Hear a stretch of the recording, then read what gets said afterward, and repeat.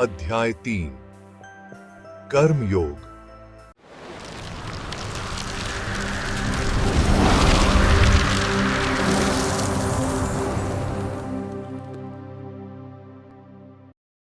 अर्जुन ने कहा, हे जनार्दन, यदि आप ज्ञान को कर्म से श्रेष्ठ मानते हैं तो फिर हे केशव, आप मुझे इस घोर युद्ध में क्यों लगा रहे हैं? मेरे मन को एक बात से भ्रमित कर रही है।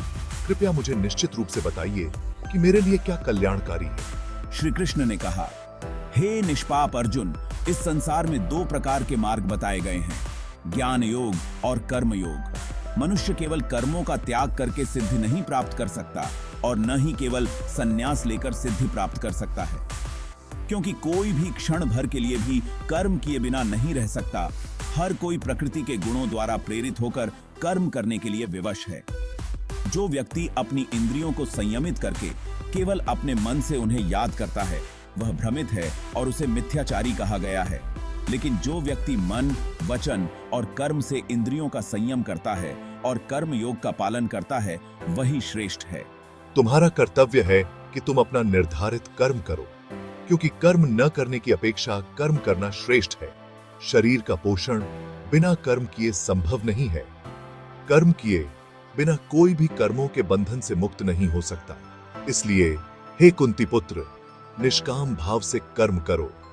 सृष्टि के आरंभ में प्रजापति ब्रह्मा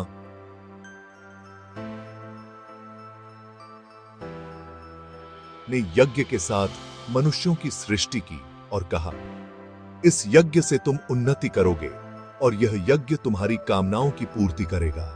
देवताओं को यज्ञ द्वारा संतुष्ट करो और वे तुम्हें संतुष्ट करेंगे।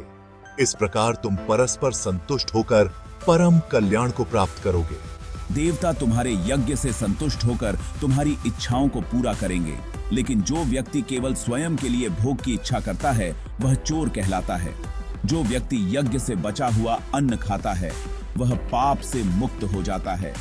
लेकिन जो व्यक्ति केवल स्वयं के लिए भोजन करता है, वह पाप खाता है। सभी प्राणियों का जीवन अन्न से होता है और अन्न वर्षा से उत्पन्न होता है। वर्षा यज्ञ से उत्पन्न होती है और यज्ञ कर्म से उत्पन्न होता है। जान लो कि कर्म वेदों से उत्पन्न होता है और वेद ब्रह्म से उत्पन्न हुए हैं। अतः सर्वव्यापी ब्रह्म सदा यज्ञ में स्थित है। जो व्यक्ति इस संसार में कर्म चक्र को घुमाए बिना इंद्रियों का दास बनकर जीता है, वह पाप पूर्ण जीवन जीता है और उसकी जीवन निरर्थक है। लेकिन जो व्यक्ति आत्मा में तृप्त है, मम्मा का हम है के आत्मा में संतुष्ट है और आत्मा में स्थित है, उसके लिए कोई कर्तव्य नहीं है।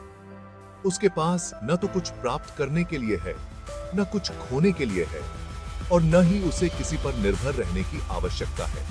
इसलिए तुम कर्म में लगे रहो और आसक्ति को त्याग कर कर्म करो। जो व्यक्ति आसक्ति छोड़कर कर्म करता है, वह परम पद को प्राप्त करता है। जनकादि राजा ने भी केवल कर्म के द्वारा सिद्धि प्राप्त की है। इसलिए केवल लोक संग्रह के लिए कर्म करो। जैसा श्रेष्ठ पुरुष आचरण करता है, वैसा ही अन्य लोग भी आचरण करते हैं। वह जो कुछ भी मानक स्थापित करता है, लोग उसी का अनुसरण करते हैं। हे पार्थ, तीनों लोकों में मेरे लिए न तो कुछ करने योग्य है, न कुछ प्राप्त करने योग्य है। फिर भी मैं कर्म करता हूं। यदि मैं सतत कर्म न करूं, तो सभी लोग मेरे मार्ग का अनुसरण करेंगे। यदि मैं कर्म न करूं, तो ये सब लोग विनष्ट हो जाएंगे। मैं समाज में अशांति उत्पन्न करूंगा और ये सब प्राणी नष्ट हो जाएंगे। हे भारत, अज्ञानी लोग आसक्ति के साथ कर्म करते हैं, लेकिन ज्ञानी लोग आसक्ति को छोड़कर समाज की भलाई के लिए कर्म करते हैं। ज्ञानी व्यक्ति को चाहिए कि वह अज्ञानी लोगों को भ्रमित न करे, जो आसक्ति के साथ कर्म कर रहे हैं। उन्हें केवल कर्म में तत्पर होना चाहिए। प्रकृति के गुण ही सभी कर्मों को करते हैं, लेकिन अहंकार से मोहित मनुष्य सोचता है कि वह करता है। जो व्यक्ति तत्व को जानता है, वह जानता है कि प्रकृति के गुण ही कर्म करते हैं। वह मन, वचन और कर्म से अप्रभावित रहता है। लेकिन जो व्यक्ति अज्ञान के कारण अपने कर्मों से मोहित होता है, वह आसक्त हो जाता है। ज्ञानी व्यक्ति को चाहिए कि वह उन्हें भ्रमित न करे।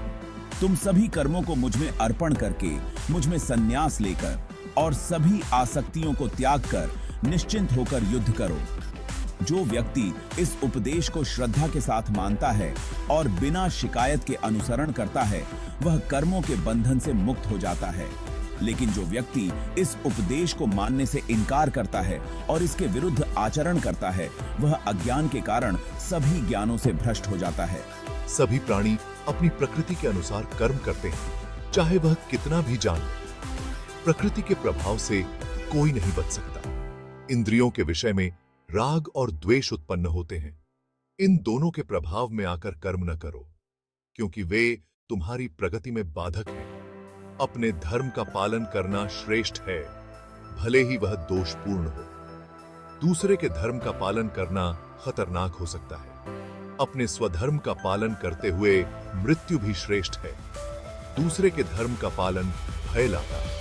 अर्जुन ने कहा, हे वृष्णिवंश के वर्धन, मनुष्य को बलात् ऐसा कर्म करने के लिए कौन प्रेरित करता है जो वह नहीं करना चाहता, जैसे कि वह बलपूर्वक किया गया हो। श्री कृष्ण ने कहा, यह काम और क्रोध है जो रजोगुण से उत्पन्न होते हैं। ये बहुत ही लालची और पापपूर्ण होते हैं। इन्हें यहाँ शत्रु के रूप में जानो। जैसे आग को धुआं ढक लेता है, जैसे दर्पण को धूल ढक लेती है और जैसे गर्भ में भ्रूण ढक जाता है, उसी प्रकार यह ज्ञान काम से ढका हुआ है। हे अर्जुन, ज्ञान इस शत्रु काम से ढका हुआ है, जो संतुष्टि रहित और अग्नि के समान है। इंद्रियां, मन और बुद्धि काम के स्थान है। काम के द्वारा इन पर आक्रमण करके यह ज्ञान को ढक देता है और आत्मा को भ्रमित करता है।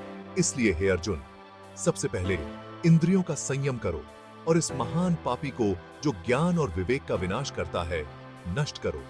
इंद्रियां मन से श्रेष्ठ हैं, मन बुद्धि से श्रेष्ठ है और बुद्धि आत्मा से श्रेष्ठ है। इस प्रकार आत्मा को जानकर, जो इंद्रियों, मन और बुद्धि से परे है, अपने मन को स्थिर करके, हे महाबाहो, इस शत्रु काम को पराजित करो। अगर जिंदगी जंग का मैदान लगती है, तो श्री कृष्ण की सीख आपका जरूरी हथियार है। महाभारत के बीचों बीच श्री कृष्ण एक मार्गदर्शक की तरह खड़े हैं। उनकी सीखें कालजयी। भगवद गीता में कर्म और धर्म के गहरे सबक से लेकर अर्जुन के सारथी की भूमिका में कृष्ण ईश्वरीय मार्गदर्शन का सार हैं।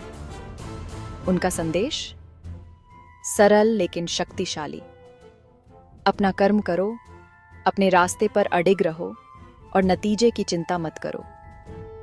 एक सीख जो आज भी गूंजती है। जय श्री कृष्ण।